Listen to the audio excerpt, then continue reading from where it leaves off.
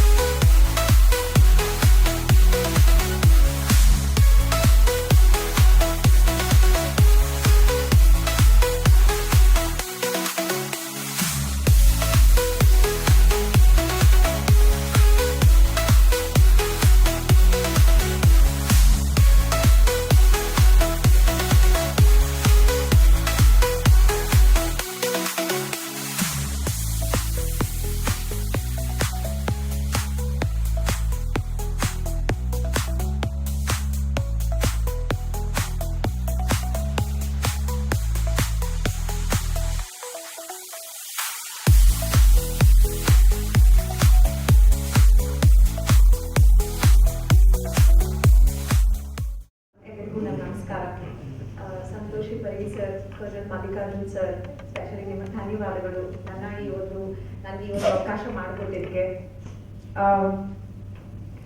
ವೇದಿಕೆ ಮೇಲಿರುವಂತಹ ಎಲ್ಲ ಗಣ್ಯರು ಹಿರಿಯರು ಎಲ್ಲರಿಗೂ ನನ್ನ ನಮಸ್ಕಾರ. ಮೊದಲು ಕರ್ನಲ್ ಮಲ್ಲಿಕಾರ್ಜುನ್ ಸರ್ ಫೋನ್ ಮಾಡಿ ಹೇಳಿದ್ರು ಈ ರೀತಿ ಒಂದು ಸೋಷಿಯಲ್ ಗ್ಯಾದರಿಂಗ್ ಇದೆ, ನಿಮಗೆ ಹಾನರ್ ಮಾಡ್ತೀನಿ ಅಂತ. ತುಂಬಾ ಖುಷಿ ಆಯ್ತು ಸರ್.